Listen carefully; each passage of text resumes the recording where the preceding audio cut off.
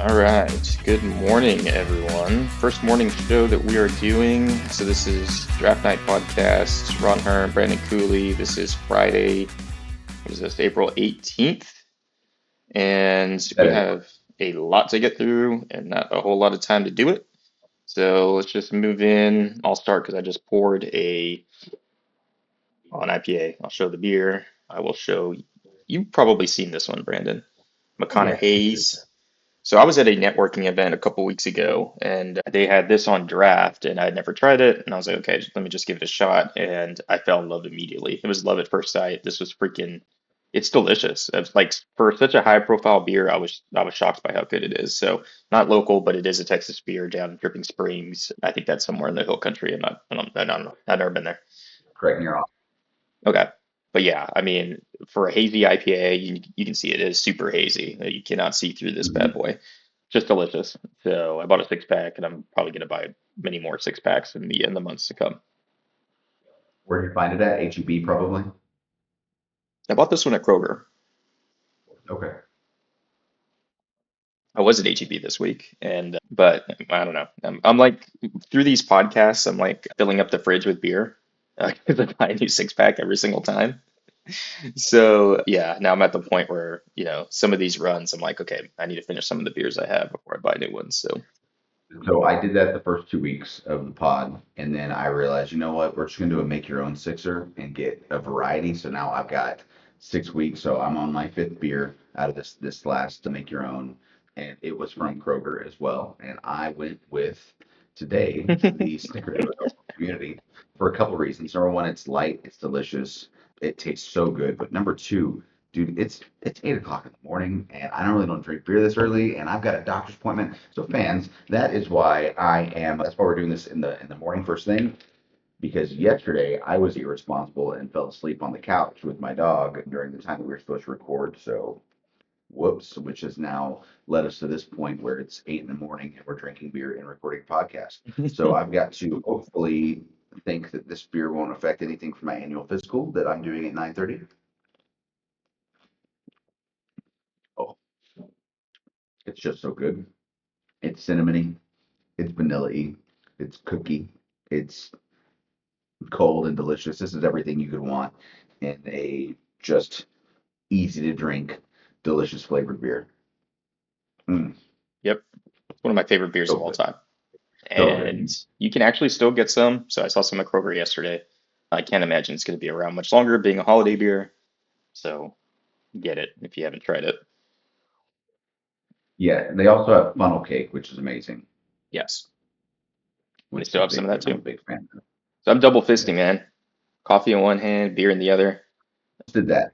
I almost did that, but I was like, you know what? I'm gonna have to immediately go from here to the doctor. I don't want to risk having to need to poop in between. So I decided to avoid the coffee for the time being.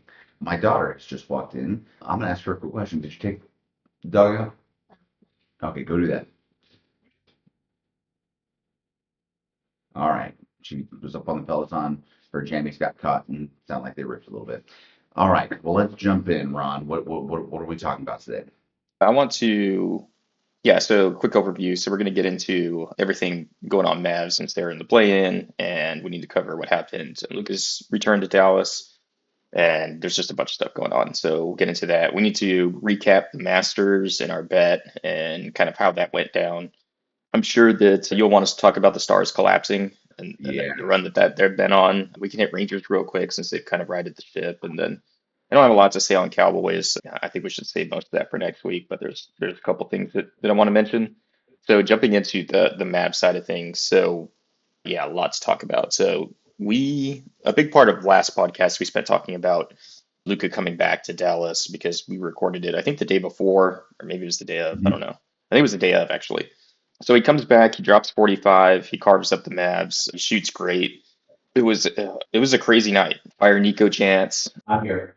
Oh, okay. So yeah, I mean, I don't even know where to start. So I guess I'll just start by the in arena experience, right?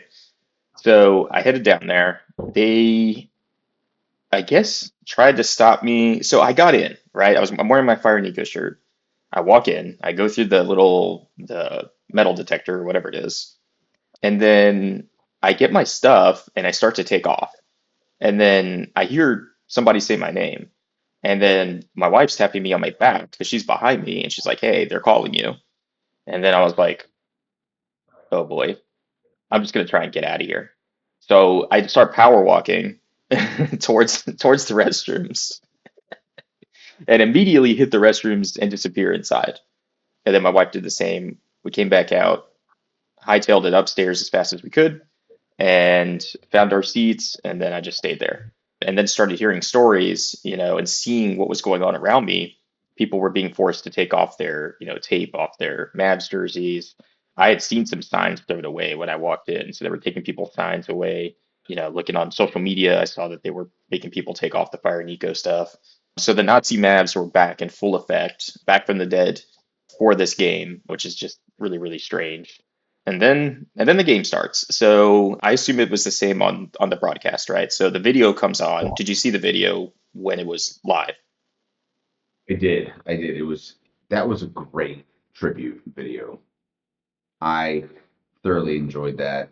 Luca's emotion that he exhibited clearly showed a couple things. Number one, how much this team and this town mean to him, and just how sad he was, because that wasn't like happy tear emotion, reminiscing on what a great career. That was sad tear emotion, showing that he was not ready, wanting, or willing to leave this town. And so that choked me up. I got pretty emotional during that video as well. And I'm not a big, I'm a sympathetic crier also. So if you're crying, I'm probably gonna cry too. And Luca was clearly upset, and he was feeling a lot of emotions during that video. And one thing that really kind of surprised me, you touched on the 45 points earlier, is that he was able to flip that switch of vulnerable, emotional, sad Luca to absolute murderous best player in the world, Luca. And how he was able to do that on the spot really kind of blows my mind. Yeah, How was it like in the stadium during that video? it was weird. I mean, it was weird for me, because I definitely didn't expect it to be the first thing. I thought they would do it at some point like mid-game. So the timing surprised me. And then watching it, I was interested because like it was a lot of non-basketball stuff.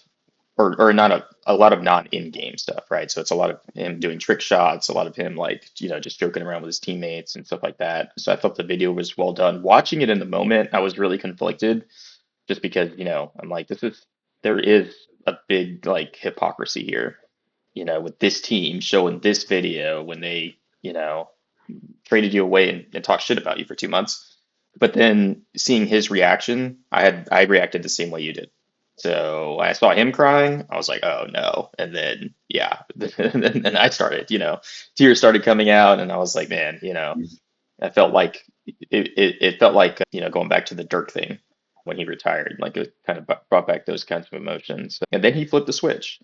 So yeah, I mean, in the arena was interesting, right? Because it felt like my section was the one starting up the Fire Nico chants, and it started early, man. Within 5 seconds, right? We got that foul, first 5 seconds of the game, immediately, the stadium erupts in Fire Nico chants. So it seemed like you all could hear that pretty well in the broadcast.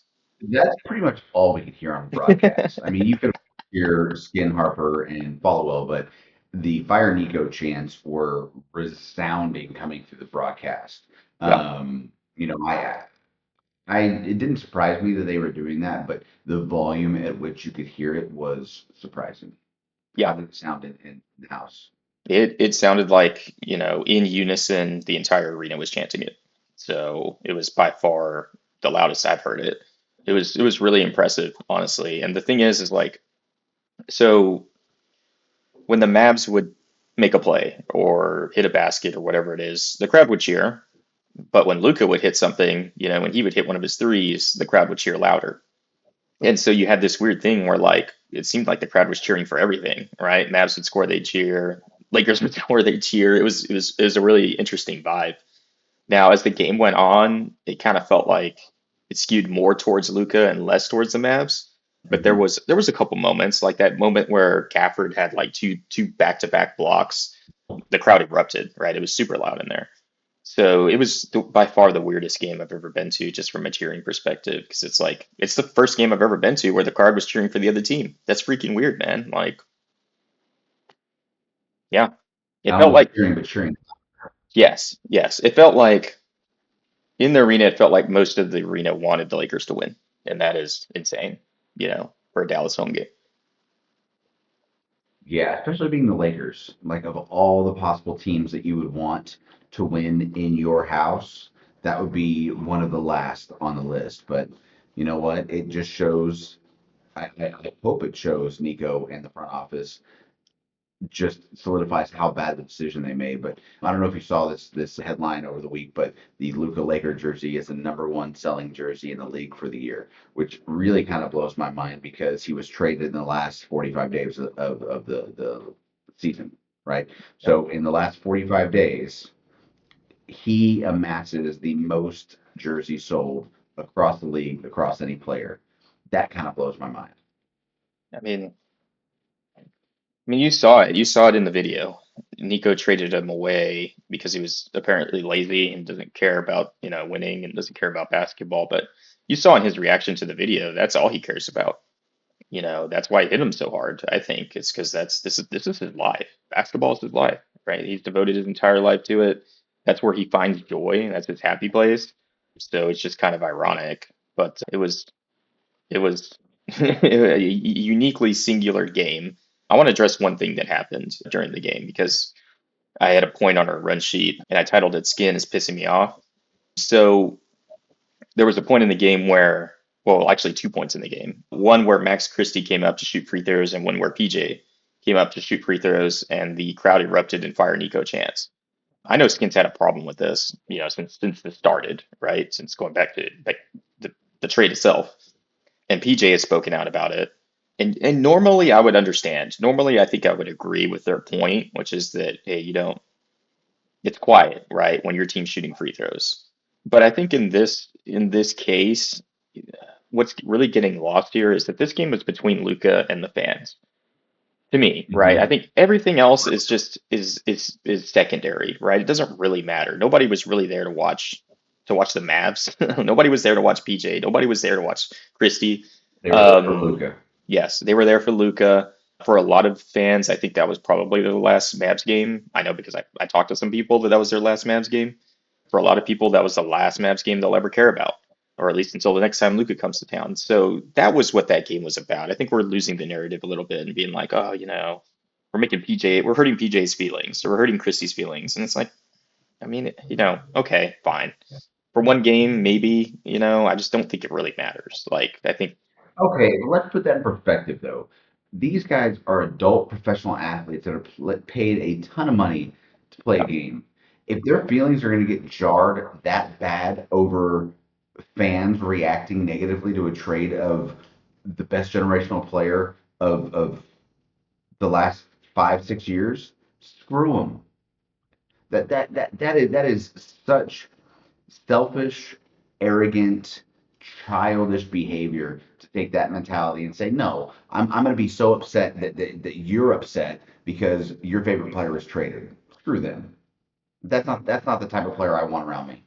well, to me, it's like, okay, well, how do you do it when you're on the road, right? When nobody's cheering for you, Right, and exactly. like, I don't know. I just don't think it was that big a deal, and it's getting blown out of proportion. I saw Bob tweet back at Skin on Twitter actually, and he was like, "Hey, can somebody send me Max Christie's address so I can send him a care package and some flowers for getting his feelings hurt?"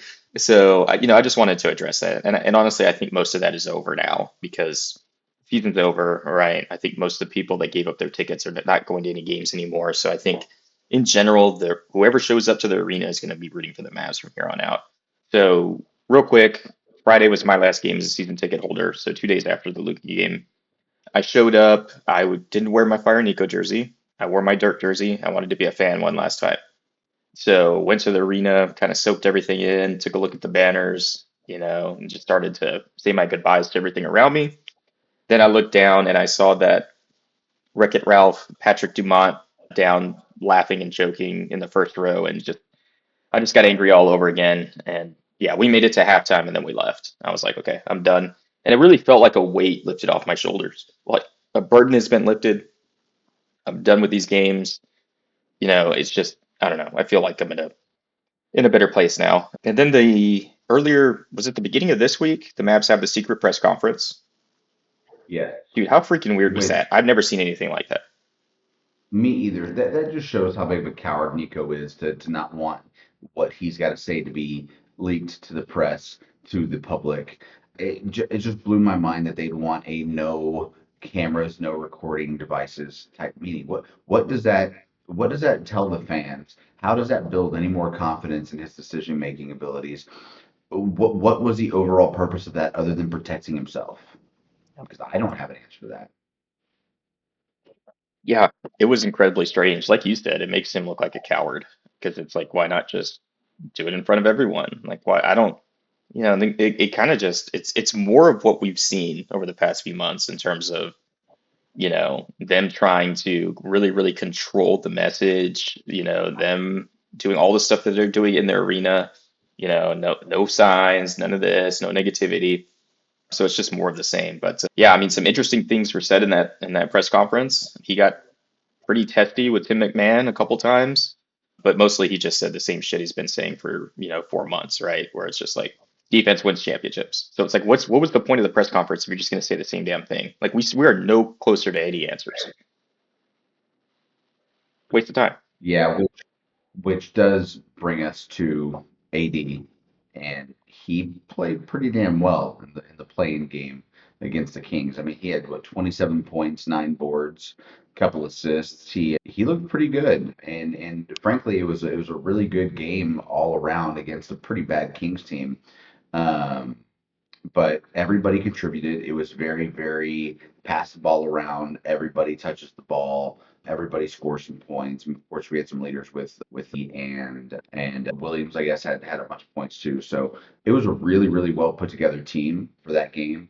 I don't know how that's going to relate or relay to the next game. What are your thoughts on how they played and how they probably will play in this next playing game? Well, so how surprised were you that Dinwiddie didn't play? A little bit, unless that was a play because he's been playing pretty well. He's been playing at a pretty high level. Is that a give him some rest against a bad Kings team so maybe he could be at full strength for whoever we play in the second playing game? And I kind of think he's benched. So I Really? heard, yeah, I heard Mark Stein say something where he thinks he's been benched. So I don't know exactly, why that happened. So had you told me that going into the game, I would have been like, I don't see how the Mavs run sets, right? I think they're going to turn the ball over a bunch. I don't really see how they get into any offense, and that's not what happened, right? They got whatever they wanted. They got into the paint. They were blowing by the first guy. So I'm not surprised. I texted you and said the Mavs would be playing in OKC on Sunday before this game. I still believe that. So, the Kings are an atrocious, atrocious defensive team. And the best player, the best weapon they had for years against us was De'Aaron Fox. We had nobody that could guard him. He would torch us. And they traded him midseason to the Spurs. So I was like, I don't think there's anybody here that we're worried about. Our perimeter defense isn't elite, but it's good enough, against teams that don't have that kind of, that kind of point guard that's blazing speed and can get to the rim at will. And so the Kings aren't one of those teams. Now the Grizzlies are one of those teams because Ja can get to the rim at will. But the issue is he got hurt, right? So he was out for a majority of the fourth quarter in their first playing game. So he rolled his ankle. Now he came back and he said he is going to play tonight. But the issue is, it's like, I mean, to anybody that's ever experienced a rolled ankle, that thing, once you get off of it, that thing swells up and it becomes really Hmm. painful, right? It is worse the next day. So there's big question marks tonight, right? Like that's why I think I'm sticking with what I said. I think they're playing in OKC at noon on Sunday because without a fully healthy Ja, I'm just like, I think the Mavs can win again.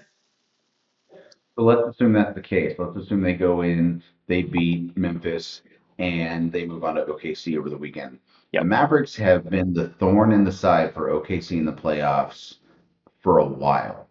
Yeah. While I don't think there's any chance that this particular team that we have stands up well against OKC, what are your thoughts on how that series will go? Will it be a sweep? Will we at least win one game? Is there going to be a potential upset in the making?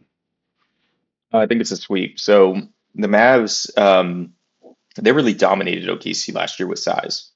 They made Chet pretty ineffective, and Gafford and Lively. I mean, they were really the ace in the whole series long. Like we had a huge, huge, huge advantage when it came to rebounding, and that's really what won the series for us. Now we still have that, right? So OKC got a little bigger. They added Hartenstein, who I'm a big fan of, but the Mavs are still a way bigger, more physical team. And so I think you're going to see that in stretches. But the problem is that OKC is a dominant perimeter defensive team, and the Mavs have no ball handlers, right? Unless, I mean, maybe Brandon Williams is that guy. Maybe that's maybe this is really him. But yeah, I mean, they lack from a playmaking standpoint, and then all of a sudden you're facing elite defenders. I think they're going to turn you over. I think they're going to bog you down on the offensive side, and then they're going to get out and transition and score at will.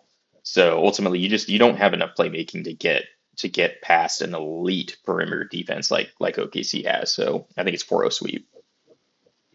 Okay, so let's assume the contrary to that. Let's assume somehow the Mavericks go in and beat OKC. Yeah. What do you ultimately want to happen moving forward? Do you want the Mavs to be swept and get kicked out of this series and just show Nico that, hey, you made a horrible decision by trading Luka? Or do you want the Mavericks to go in and make a Cinderella story run and win, but then vindicate Nico in his decision to trade Luka and pick up AD to prove that defense does, in fact, win championships? No, I wanted the Mavs to lose yesterday. I want the Mavs to lose tonight. I want this to be over. Like this is like the Mavs are, they're the giant cockroach of Dallas that won't go away right now. So, as long as they're in it, we have to pay attention. We have to watch the games, and yeah, I'm ready to move on. But you know what this reminds me of? It reminds me. So after we won the championship in 2011, the next Mhm. year we had the lockout, um, and then the story. We let go of Tyson. A bunch of stuff happened. But in the playoffs, in the first round, we played OKC, and we'd beat them on our road to the finals in the Western Conference Finals the year prior. This reminds me, this is the exact same scenario, right? OKC, super young team. They were on the come up. They had a really good squad, KD, Russ. They still had Harden at that time. This is the same thing, right? So now it's the following year. Our team's not as good. We're older, and now we're playing the team that we beat in this case the second round here in the first round the following year. And so in that series we got swept. In this series I also think we're going to get swept because that's the other thing that we have to think here, right? Like OKC remembers this last year. They've used this as motivation and as fuel the whole year. So now's their shot. They're like, okay, now we can get our revenge against these guys. So they're going to come out ultra motivated to kick our ass.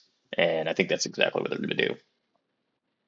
I hope you're right because I agree with you completely. I want this nightmare to end. I'm tired of watching this story progress and I just want it to be over. Speaking of fun stories, the Masters this year was absolutely incredible. It came down to an amazing Sunday matchup and was one of the more nail-biting scenarios I've seen as the Masters come to a close, as Yeah. Rory looked like he was going to have the biggest absolute choke job of golf history. So, what did you see from Rory? What did you think of Justin Rose's comeback at the end, and then the absolute collapse of Bryson DeChambeau? Yeah. I mean, so it happened in phases. It was such a roller coaster of a day because, Rory comes right out and double bogeys up in the first hole, and we're like, okay, well, here we go. Um, He's choking again. yep. And then I think by the hole two or three, Bryson had a two-stroke lead. And then it flipped like over the next three holes. And then it went back to Rory, kind of finding his groove a little bit. And by the time we were at hole 10 or 11, somewhere around there, I think Rory had like a four-stroke lead. And so he was dominating. He He was was walking like, under at that point. yeah, it looked like it was like, okay, this is Rory's day. he can do no wrong. And then the collapse began. And so he hits, some really, really bad shots. And, at the same time, you kind of see Justin Rose start to find his groove. And they weren't showing him a lot on the broadcast, but if you were watching the leaderboard, you just saw him. He was picking up strokes. And so, man, it was so interesting down the stretch because Rory would hit a terrible shot, like off the tee, find himself in the woods. And then I'll be damned if he wouldn't like back that up with one of the greatest shots I've ever freaking seen in my entire life. Like he hit out of the woods on one of those holes, somehow wrapped it around the trees, and then landed it in between two bodies of water, like right on the green, and it rolled to within 2 feet of the green. That's one of the greatest golf shots I've ever seen. That's Yeah, freaking insane. that when he lined up for that shot, I was like, he's gonna try to slingshot this thing. And sure, and I thought, you know what, Rory has a tendency whenever he's really trying to hook, he slices bad and sends it the other way. And how he was able to just banana hook that thing right onto the green was absolutely beautiful. And that I think was the shot that gave him the confidence that says, you know what, I can do this. Let's make this happen. Let's go. Yeah, yeah, and but then I'll be damned if he wouldn't choke like the next hole, right? Like there was a couple putts he missed down the stretch that were I was stunned. And so, man, it was so much fun because I was watching this, and then I felt like I was texting like 10 people, and like everybody was just losing their minds because we'd be like, okay, he's about to shut the door, and then he'd miss a 4 foot putt, and then like everybody would go crazy and be like, oh no, he's choking again. Like the putt to win on 18. Hmm. All he had to do was sink a putt. That's all he had to do, and he missed it. Hmm. And it wasn't even like a close miss. He pretty well just missed the hole. I understand the greens at Augusta are really tough, and I know that if I would have made that putt, it would have been down the hill off the green and probably in the water somehow. But when you see a player to Rory's caliber miss that putt that short, nerves clearly got the better of him. Well, and the shot before that putt, well, 2 shots before that putt was terrible because he had Mhm. like I think it was like a 140-yard shot, and he hit it right to the bunker. And then luckily he hit actually a pretty good bunker shot and got it pretty close to the hole. And then yeah, he choked on the putt. And then, what was even scarier about that was we had just watched, maybe 30 minutes prior, Justin Rose hit an insane putt on the same hole to essentially tie it. And so, when he missed, it's like, oh boy, like all of the momentum is now with Justin Rose. And then we go to the playoff and both of them hit perfect tee shots. And then Justin Rose, he takes his second shot first, and he lands it right on the green. And I was like, oh no, like Yep. he's in trouble now. And then I'll be damned if Roy doesn't hit his shot, and it is absolute perfection, and he hits it within like 2 feet of the hole, and Justin Rose just missed his putt, and then Rory wins. So and that was the scene, man. I mean, dude, like so he wins and then he makes the long walk to whatever that damn thing's called, something cabin or whatever it is. Hmm. And so the camera is on him and you just see like, all the emotion on his face as he's walking. And then I credit Jim Nantz 100% because he was just like, I'm gonna shut the hell up and it's just gonna be silent. 4 minutes. Yes. 4 minutes of silence. Yes. So in the moment, were you like, did you notice that? Were you like, hey, this is actually insane? I didn't notice it until I saw the headline later on. I think it's because there's so much crowd noise, there's so much emotion going on. You're watching Rory not only, embrace his family, but also embrace Justin Rose's wife and have a really nice moment with the win. I think there was just so much going on that everything else was so at a high level of just engagement, emotion, and everything else that the silence, it wasn't one of those silences that is like deafening because there was so much going on. Yeah, yeah. I mean, it's really one of those things where what's happening on the screen is so compelling that it's like you don't need anything else, right? You can watch that on Right. silence, and it's just like so it's enchanting, right? Just watching him. You're literally watching a man's life, like a lifetime of stress and hard work and like pouring everything they have into something. You're watching all of that wash away. And to see that happen, across somebody's face is just it's incredible, man. You don't see that very often. Man, I'm thrilled for Rory. You mentioned, yeah, you mentioned DeChambeau's collapse. I don't know that I would call it a collapse. I think, he was in a spot where he was a couple strokes behind and he had to make a move at some point, right? Now, the issue is he tried to make his move too soon. So I think it was like on hole 9 or something where Rory hit a pretty bad second shot, and then you can see it on Bryson's face. He's like, "Okay, I'm going to go for it now. I'm going to close the gap. I'm going to make a run." And he hit the shot and he tried to hit a perfect shot and it went into the water. And that was it, right? That was the end of it. So had he stayed patient, right? Little, there was no way for us to know that Rory's collapse was only like 2 holes later. But had he just stayed patient and waited, he would have had a real chance at it. But he took a shot, it ended up being too early, and it didn't work out for him. But I thought he fought really well down the stretch, right? He picked up a couple strokes in the final 4 or 5 holes. So, ultimately at the end of the day, I was like, okay, it happens, right? It's hard to win. It's hard to win the freaking Masters. Well, and there was a lot of stuff going on in the background with the players that were, 3 through 8, because you had Patrick Yes. Reed have an incredible just single bounce jar from on whatever hole it was. It sent him from like seventh to third. You had Yep. Oberg kind of fall apart and he dropped a few He strokes. collapsed. Scotty had dropped down and then came back up. And so you had all this movement going on in the 3 through 7 spot that unfortunately you really weren't seeing a ton of on the broadcast because it was so heavily focused on Rory and Bryson. But speaking of collapses, I think the biggest collapse of the weekend was Ron Hearn's collapse. Yeah. Ron Yeah. Hearn came out really strong with our fantasy draft, and I think let me look at the numbers. After the end of the day on what was that, on Friday, you were up negative 16 under to 1 under, and Yeah. talking mad shit. What Yeah. happened, Ron? Walk me through it. Yeah. It's funny because like even at this point, I still feel like I had the way better team. Like Oh, no I doubt. had On supreme paper. confidence. And so, yeah, I mean, it's one of those really weird things where it's like, my whole squad was good enough to get past the cut. And, you know, going into the weekend, we were riding high. And even after Saturday, we were riding high. And then the biggest collapses I've ever seen, ever witnessed in my entire life, that occurred on Sunday. So we had Shane Lowry, who was in contention on Saturday, right? And he was in What? contention for the Masters for to try and win. And he went from 4 strokes under, and he finished on Sunday 4 strokes over. So an 8 stroke swing in one day. That is a monumental collapse. Tom Kim somehow makes the cut, right? He's sitting, I think he was like 1 stroke over on Saturday, finishes at 10 strokes over. That's insane, right? To make the cut at the Masters and then finish 10 strokes over par is a collapse of unimaginable proportions, especially during a weekend where the weather was perfect.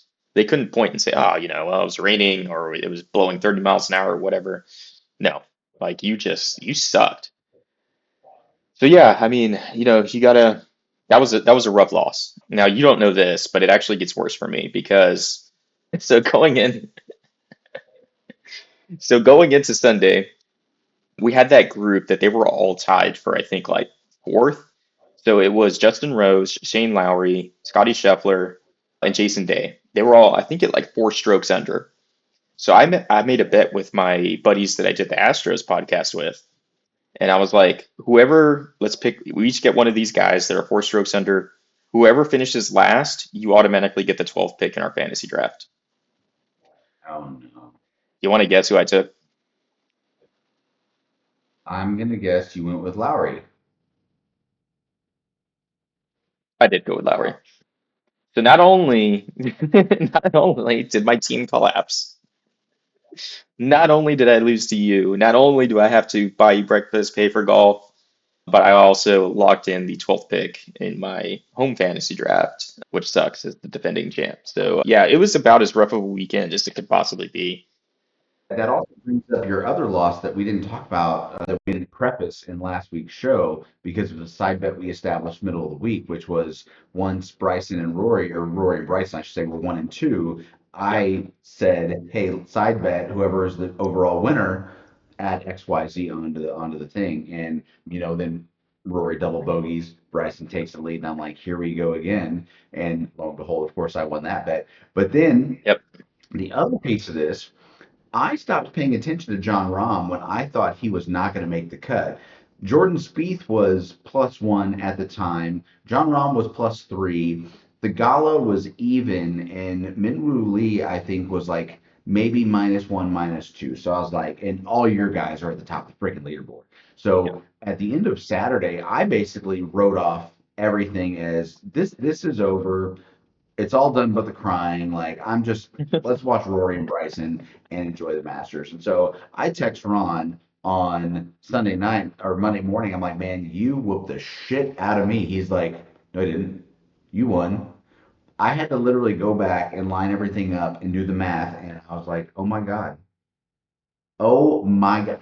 That was the most unforeseen win in all possible bets I've ever placed in the history of my life with friends. So the fact that I went from like just being, it was a -16 for you to a -1, and we switched to me winning -11 and -4 really blew my mind. I was not anticipating it. I did not see it coming. So all things considered, I thought you had it. But you know what?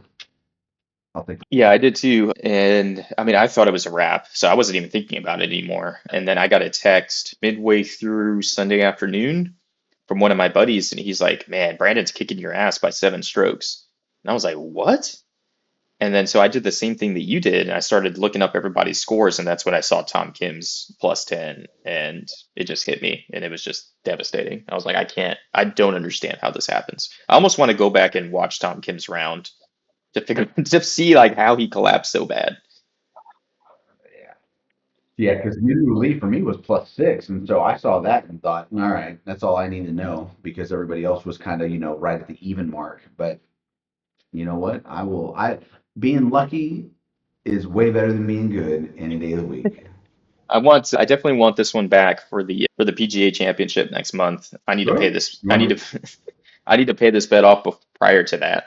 But yeah, I definitely want my revenge. But what I will say is like I think this whole thing, the whole Masters event, everything that we did last week, for me, man, it kind of brought the joy back to sports because like I think lately, the past month or so, like it's just been heavy. It's felt more like work, right? Because like the map stuff just it sucks so bad.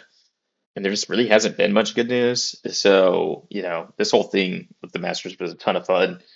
And I don't know, I was just like, okay, this is why I do this. This is why I love sports. This is why I love talking about it. I just had so much fun, and honestly, I can't wait for the PGA Championship and do this all again. Mm-hmm. Yeah, we'll do it again, and we'll redraft again. And since you were the overall loser, you'll have first pick in that draft, and so we'll make it happen. And I believe in you that you will somehow make the right choices. But we'll see. So Ron had a collapse. The Stars also had the one of the worst runs from a top caliber team in any sport I've ever seen. To end the season, the Stars went 0-7 and got outscored 34-18 over that stretch. They got absolutely crushed. I mean, in some of the games were close, but a lot of the games were large margin victories for the opponents. The goalkeeping was across the board abysmal, no matter who was in the net. Ottinger was questionable at best in most of his outings. The offensive side of the puck could not get anything going. I'm really hoping with the return of Tyler Sagan that somehow they find something because if they go into this Colorado Avalanche series playing the way they played over the last 7 days, nope, any hopes of a Stanley Cup are out the door. So I really hope this is just one of those really, really odd blips on the radar that was horribly timed. And they use this as a let's look in the mirror. We just got punched in the mouth. Let's get back up. Let's right the ship. Let's fix whatever problems we have. And let's get back to the Stars hockey that we've seen for literally the rest of the season leading before this. It was so bad. Yeah, I honestly can't think of a similar run, in basketball or baseball.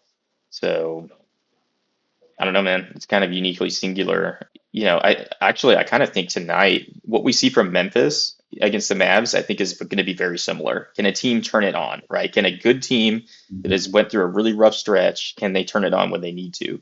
So I think that's kind of, an interesting comparison there. But yeah, I was texting with you about this yesterday. Like, is it, does Otter have the yips? I mean, I guess that doesn't that doesn't matter because like, you've been really bad on the offensive side of the puck too. So like I don't know, like is it, that you completely changed your chemistry, right? By, inserting somebody that's, you know, essentially what they did at the trade deadline, right? Did you change everything so drastically that now there's no rhythm, there's no chemistry, I don't know, right? Does that have anything to do with it on I don't know offense? because they had a 5 game win streak shortly after the trade for Right, Miko. right.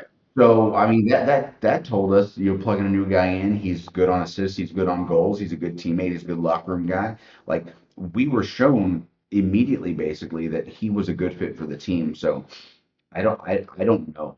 I really don't know what could cause this big of a collapse. I mean, Robertson did get injured slightly, so that's definitely part of it.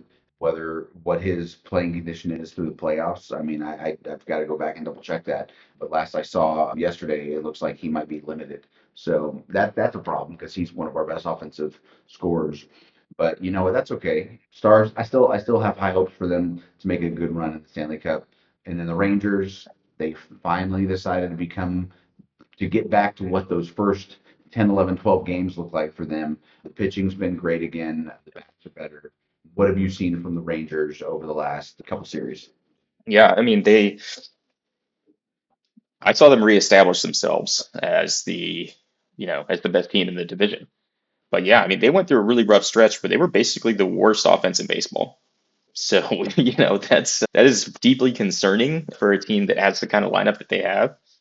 But yeah, I mean, they just played a really critical series, against a division opponent.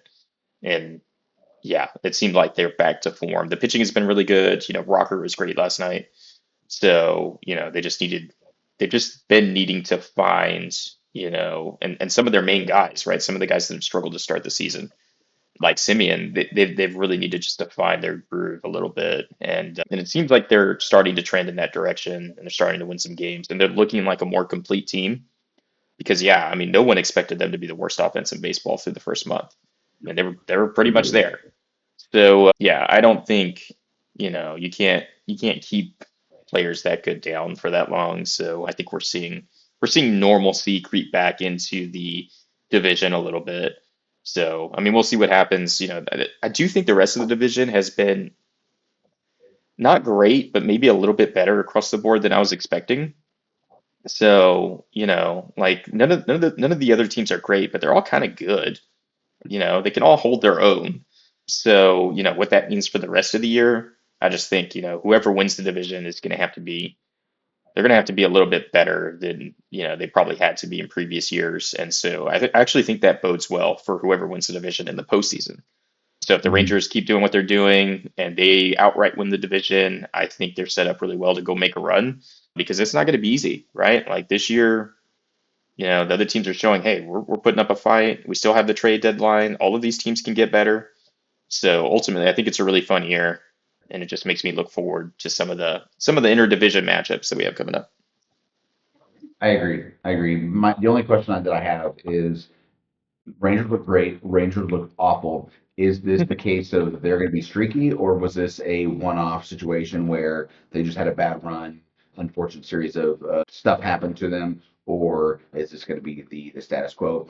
We'll find out. I mean, it's still very, very early in the season, so this is definitely not something to throw any alarm bells on. This is just that's as Ron Washington always said, that's the way baseball go. So we'll see what happens there. Yeah. Let's jump to the Cowboys real quick. Not a lot going there. We got the draft coming up, Yep. which I'm super excited about. There's lots of rumors about moving up, about trading. There's also been a lot of rumors swirling about trading Dak. I Yeah. don't know how much weight that can possibly carry. I don't see it happening. I don't see any team taking his contract. But but yeah, I'm looking forward to the draft and what we do there because I think there's a lot of really good players available.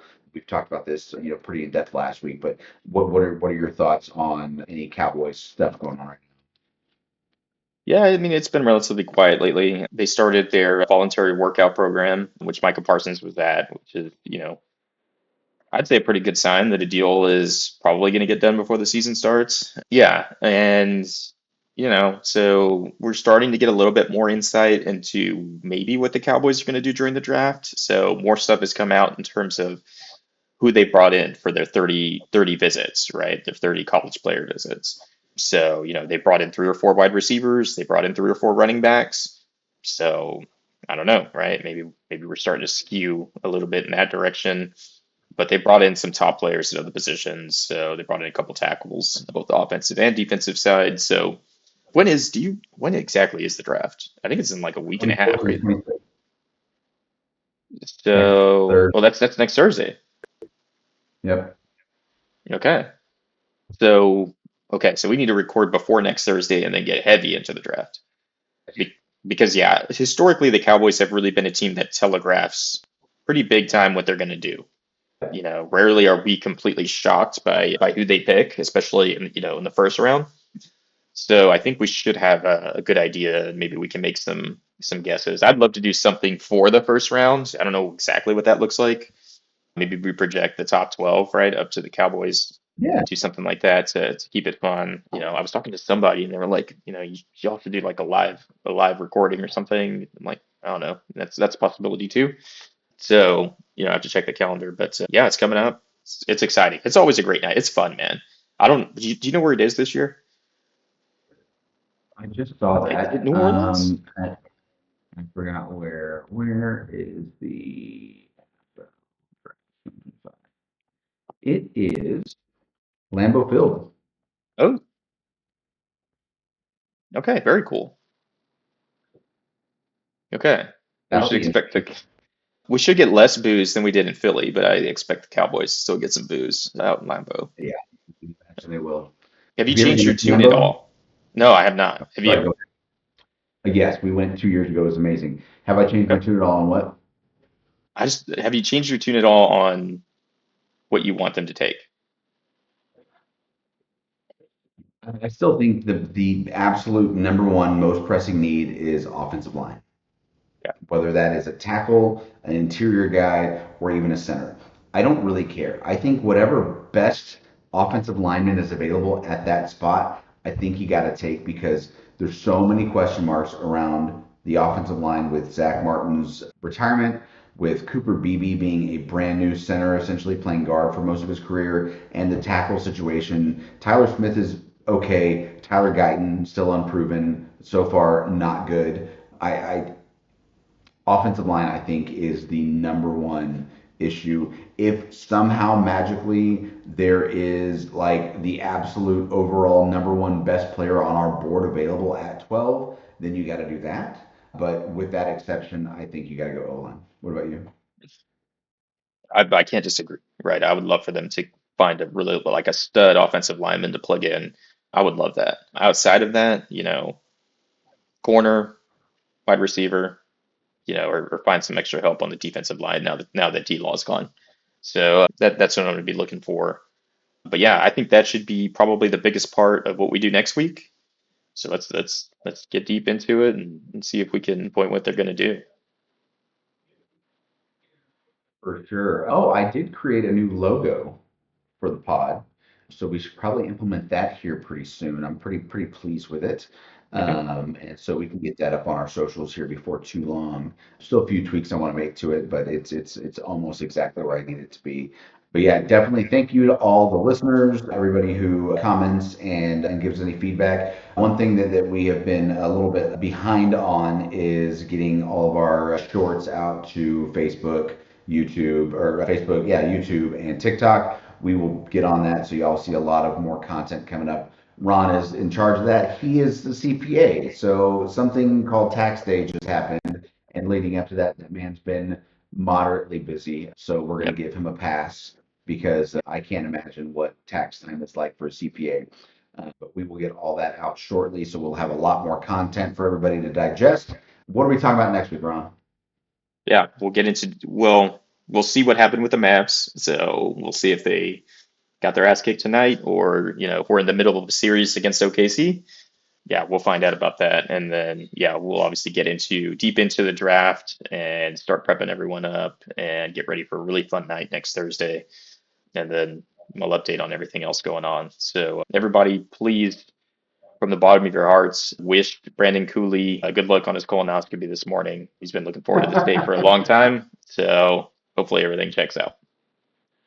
Yeah, hopefully. I don't think anybody's playing my butthole this morning, unfortunately. So it's just a regular annual wellness.